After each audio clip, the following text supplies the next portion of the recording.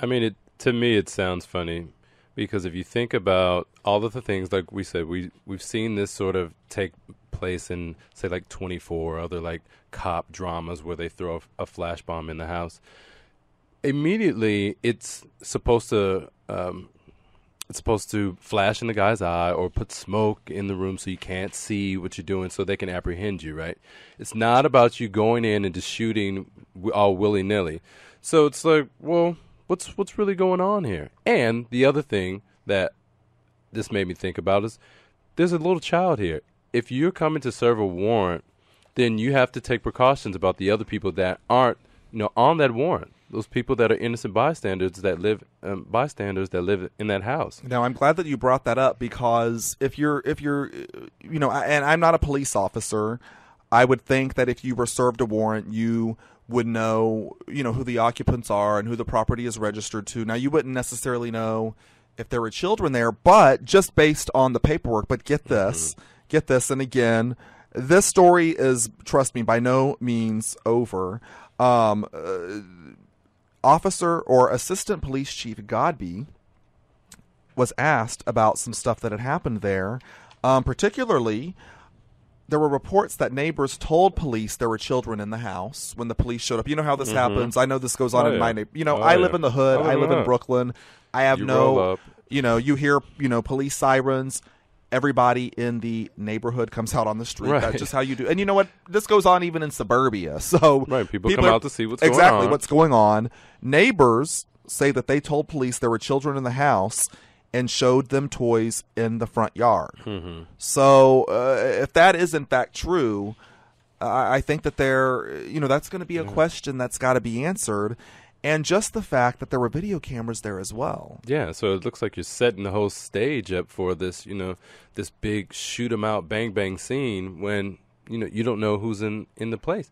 Now, the other thing that you just remind me about is that once they threw the flash bomb in, the police officer said that they had an altercation with the grandma after the flash bomb went off.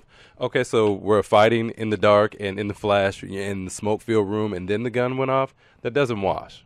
It does not wash. And I just want to have everybody out there think about this for a minute. Think about you're at a party, and we've all been at parties before, and whatever's going on. Maybe there's some drinking, or you're at a pep rally, or you're anywhere, and then a camera comes out. A video camera, an Instamatic camera. It totally changes the dynamic of the situation. Yeah, absolutely. You behave in a different manner when there's a camera there. Now, you might consciously say, no, I don't, I'm the same, or what have you. But if you really want to get honest with yourself, when a camera is introduced into a situation, you just change. And it's almost on a subconscious level, but it changes the way that you behave. Absolutely. You know what I mean? When you add a camera into things, it just changes things. There's been plenty of times the day after a party, you've looked at the pictures when you used to develop them, or you looked on your camera and said, what the heck was I doing? Why was I doing this? You're swinging from the chandelier, you're raising your shirt, people are chug-a-lugging the beer, so you're absolutely right. Now, I do want to point out the case has now been handed over to the Michigan State Police to avoid the appearance of any conflict of interest. So the Detroit Police Department is not going to be investigating themselves, and I think that's a very, very good thing. And I brought the stuff up with the cameras because now people are also asking, about what effect the cameras may have or had not on the whole situation.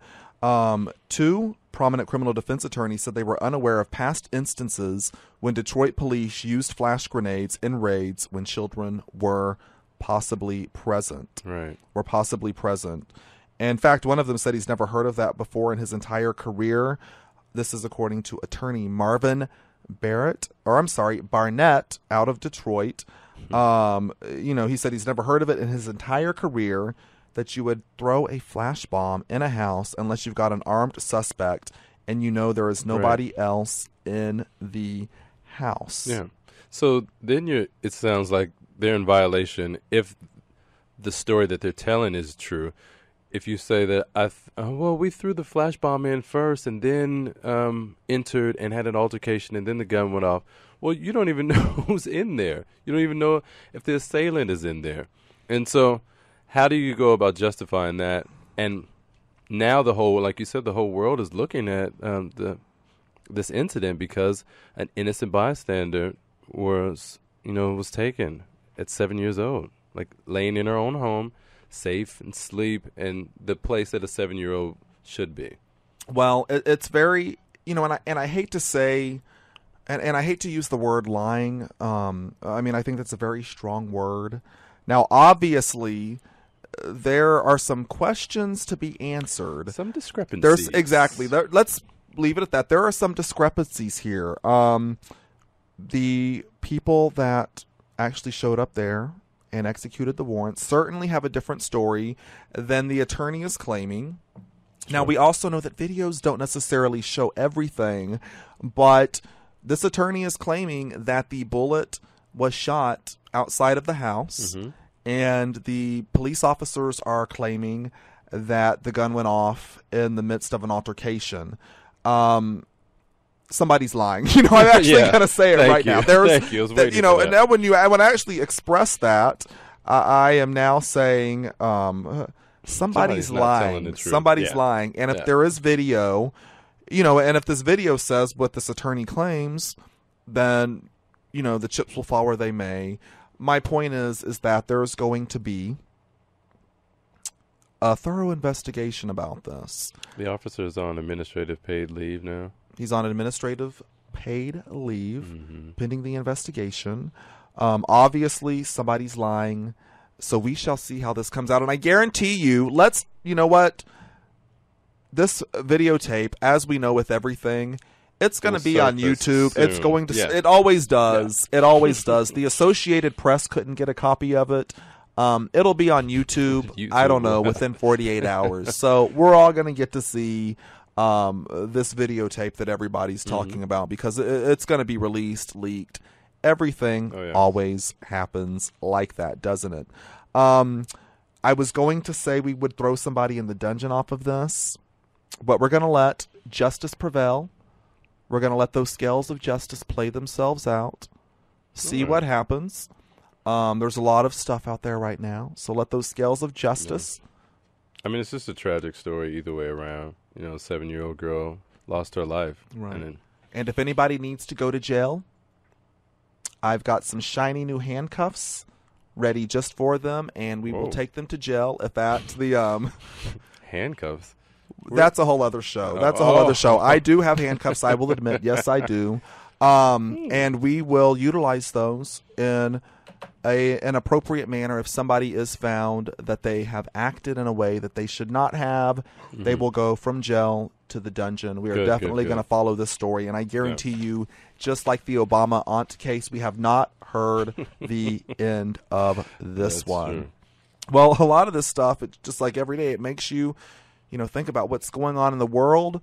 Sometimes I wake up, and this is what I ask myself. What the? Yes, I woke up. I asked myself that this morning. That's the first thing that you ask yourself in the morning? Sometimes. Actually, you know what? There's been a couple of Sundays after a very long Saturday night where that is and I have the pictures to prove it. Yeah, exactly. And they're all on Facebook. Join now, Unfiltered Facebook. Yeah.